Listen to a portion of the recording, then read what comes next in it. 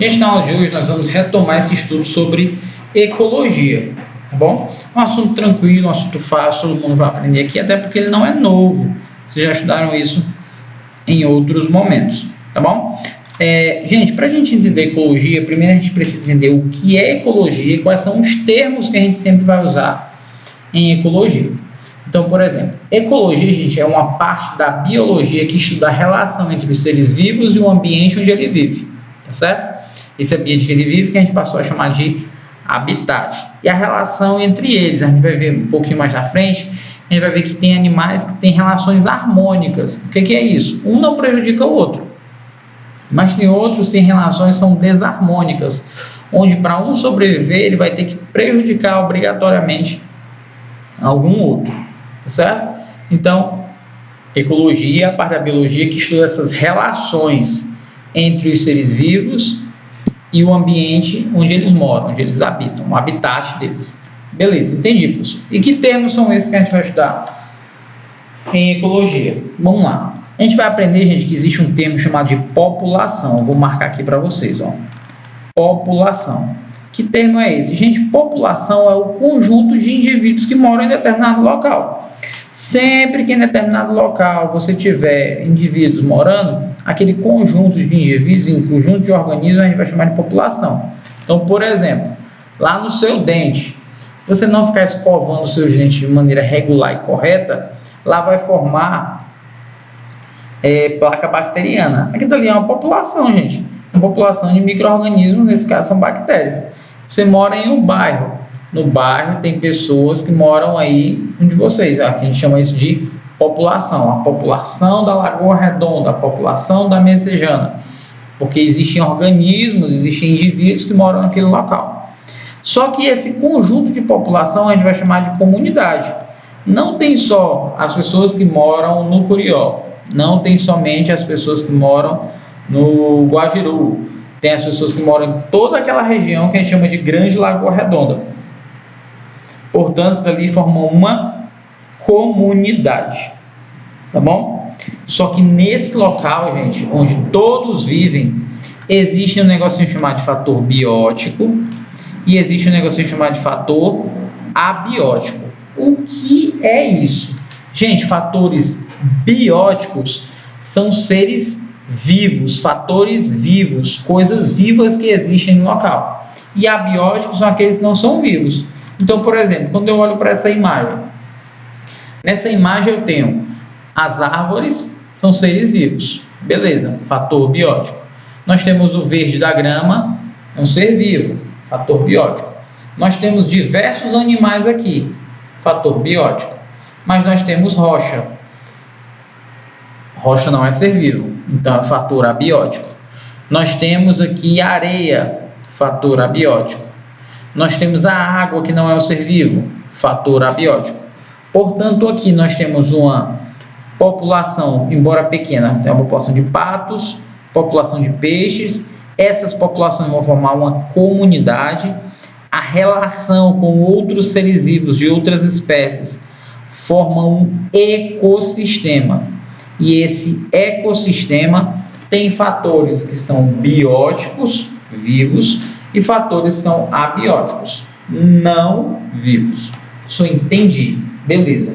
Agora eu já sei o que é população, sei o que é comunidade, sei o que é um ecossistema, sei o que é ecologia, sei o que são fatores bióticos e abióticos. O que mais eu preciso aprender daí? Gente, esses animais possuem relações de sobrevivência em relação em comparação com o outro, em relação ao outro.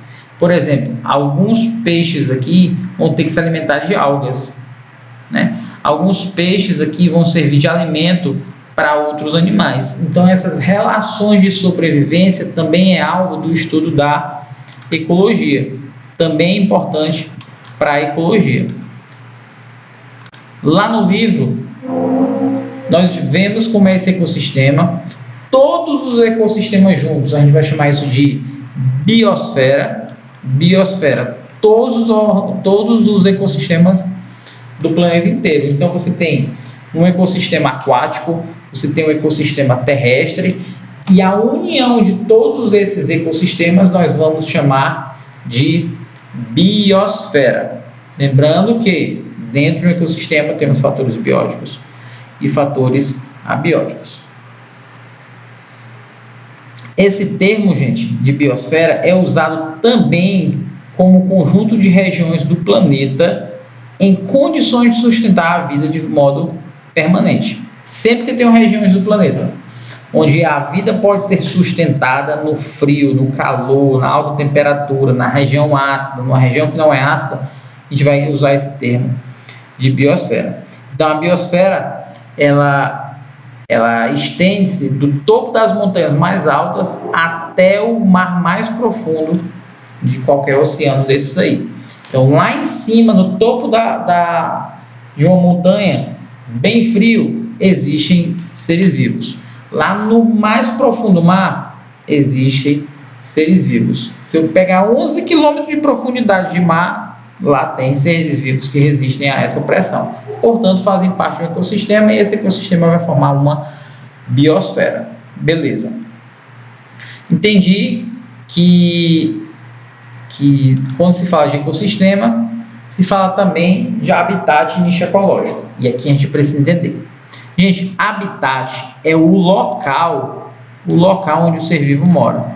E nicho ecológico é o que esse ser vivo faz naquele lugar. Então, por exemplo, quando eu olho para essa representação aqui, eu sei que esse sapo se alimenta de insetos. Ele mora na lagoa, parece uma musiquinha, né? Ele mora na lagoa, mas beleza. Esse sapo, ó, ele mora na lagoa, se alimenta de insetos. É o que ele sabe fazer, gente, se alimentar de insetos. Então, qual é o habitat dele? A lagoa. E o que é que ele passa o tempo todo fazendo? Se alimentando de insetos. Então, a lagoa é o habitat e essa busca por insetos é o nicho ecológico dele, é a profissão, é o que ele sabe fazer. Esses patos, eles moram onde? Na lagoa, o habitat. Mas eles se alimentam de quê? Pequenos peixes, nicho ecológico. Essa ave aqui é uma ave de rapina, se alimenta de restos de animais. Qual é o habitat dela? Geralmente são campos abertos, onde tem o ar, mas campos abertos onde tem esses alimentos. Qual é o nicho ecológico dele? Se alimentar de restos de animais, né? De organismos que estão em decomposição. Então, cada ser vivo, ele possui um local e ele possui uma profissão. E tem relações de sobrevivência entre um e o outro. Então, por exemplo, um gafanhoto aqui, ó, um capim, ele é alimento para gafanhoto. O gafanhoto, por sua vez, serve de alimento para um sapo, mas esse sapo serve de alimento para uma cobra. Então, um vai servir de alimento para o outro, lembrando que em uma cadeia alimentar, aquele que é o vegetal, a gente vai chamar de quê? De produtor. Aquele que come o vegetal primeiro, eu chamo de consumidor primário. Quem come esse animal que se alimentou do vegetal, consumidor secundário. E aquele que vai se alimentar desse que se alimentou também do vegetal, consumidor terciário. E quando ele morrer, fungos e bactérias, que são os decompositores. Então vamos voltar para o desenho. Nessa cadeia aqui, preste atenção, vamos analisar só uma cadeia dessa.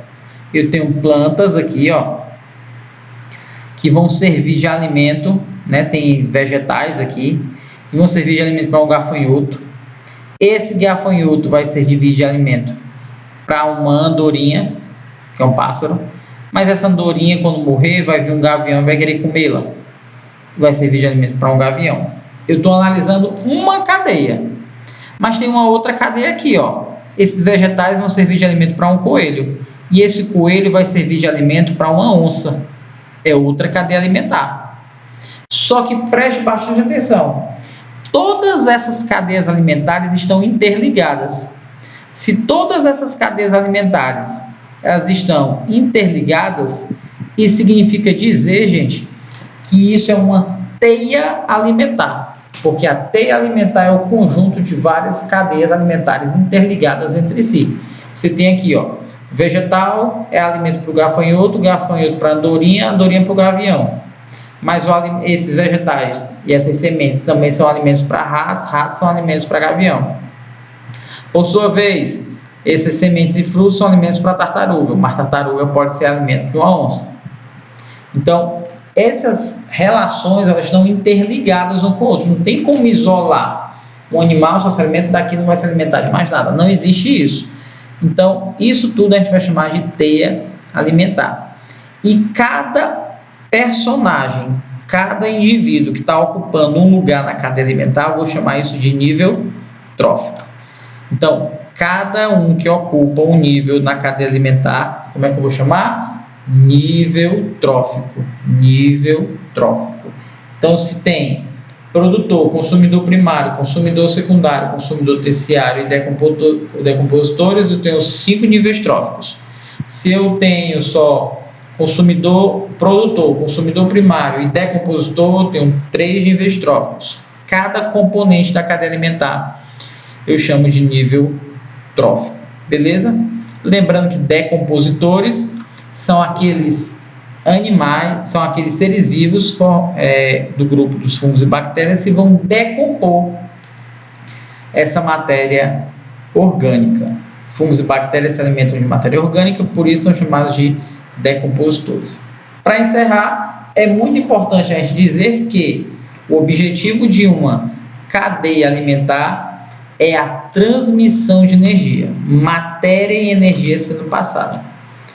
E é também importante dizer que quanto mais distante um ser vivo está de um produtor, menor é a quantidade de energia absorvida por ele, tá bom? Por isso que a gente tem que se alimentar de vegetais para se colocar na cadeia alimentar como consumidor primário e absorver o máximo de energia possível. Tranquilo? Beleza? Depois vocês dão uma lida no capítulo, é bem interessante. E vocês também podem resolver os exercícios que tem no livro. Na próxima aula, a gente vai estudar sobre esse fluxo de energia e as pirâmides de energia que existe na passagem do alimento de cada nível trófico. Ok? Um grande abraço. Qualquer dúvida, você pode postar lá no Google Class. Tchau, tchau.